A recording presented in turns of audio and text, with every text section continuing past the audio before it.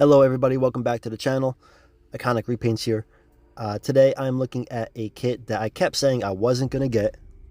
I don't think I've ever had an X-Plus vinyl kit that wasn't a pain in the ass, but nevertheless here we are. This is the Yuji Sakai Modeling Collection Godzilla 2002. I've said this before in other videos, but despite being a pretty cool design, I'm not really a big fan of this Godzilla in the films.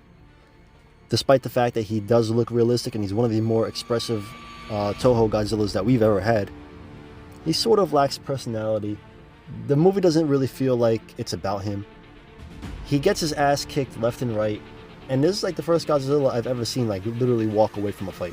So not a fan of this incarnation, but in certain shots like this, you can tell the design does have some menacing appeal, and that's 100% what Sakai captured in his sculpt of this figure. So I do like this more than what is typically shown in the movie, but as I started putting this together, I really realized that I don't know what I wanted to do. I didn't know how I wanted to paint this guy up. I knew starting with a black coat was going to be safe, but you know, I've had this figure before when X-Plus first released it, and I ended up putting a dry brush over him because I thought that the paint was too flat. And I liked that. I thought this came out really nice. But then I kind of got bored of it again, and I started to feel like I needed to add a little bit more flair to it, a little more color, so I did.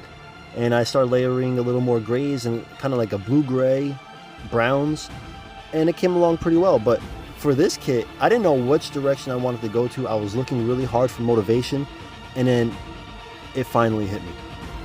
It finally clicked. I remember looking at a t-shirt I owned, this one right here. In fact, this is some really gnarly art from Jeff Zornow, one of my favorite Godzilla illustrators, and I realized I would love to do a paint job like this, something in honor and tribute to this piece right here. So that's exactly what I did.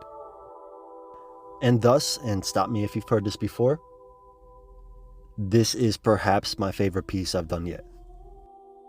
I needed this piece to really speak to the nuclear horror that Jeff Zornow was going for in his illustration, and as well as kind of fit the vibe and the tone of the monster that leaves such a nuclear wasteland in his wake. And I feel like that was achieved with this. I really wanted this monster to exude just unstoppable nuclear power, just toxic radiation in the most extreme and unstoppable level. And this works out because this allowed me to really appreciate the design of this particular suit without really having to stay committed to the movie, which again I'm not a huge fan of, but I do like the way this Godzilla looks. I wish this design was used in a different manner or in a different film, one in which where he acts and is portrayed as aggressive as the actual suit looks or can look. You see this shot right here with this pose, this really has a whole different level of intensity than the actual final product we got in the movie.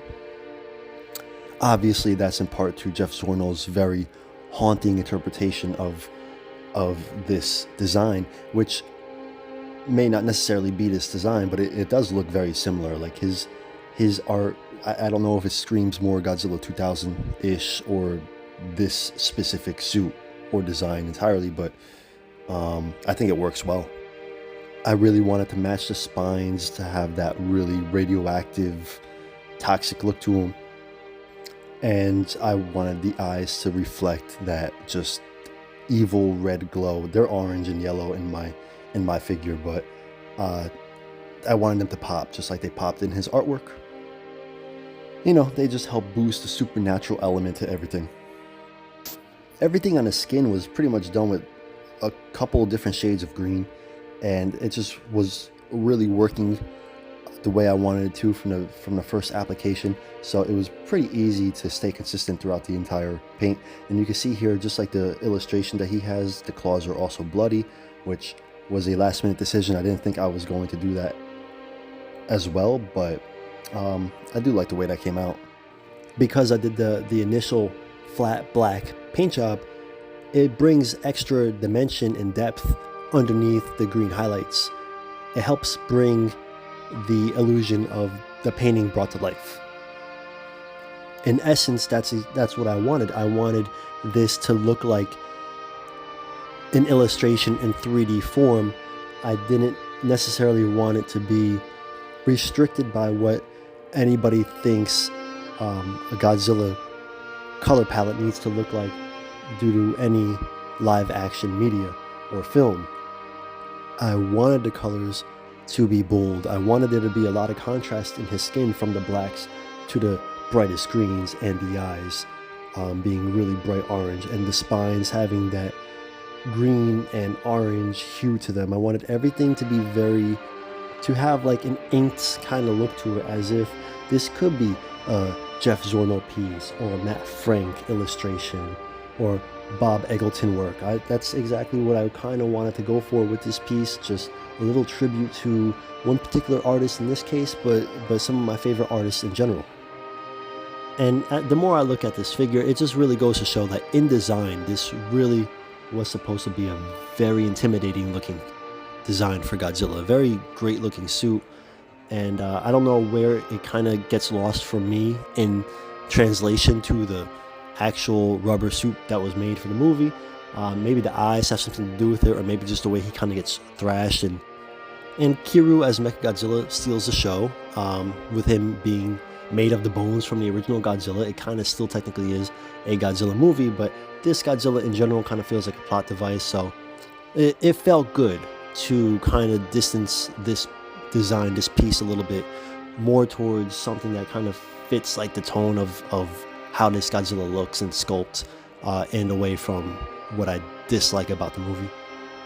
And to end this video, I'm going to pay more homage to Jeff Zornow. Again, these are just some of my favorite illustrations of him. He's got a very distinct way of drawing these monsters, and I just think it's really a different way, but also a perfect way to kind of put the bookend on this video. And I like the fact that he could take any Godzilla suit and make it look a little more fearsome than what you would traditionally get. And with that, I'm going to let this ride out. I'm going to say goodbye. Thank you guys for watching. I really appreciate it. Everybody be safe. Have a nice end of the weekend. Happy holiday. Peace.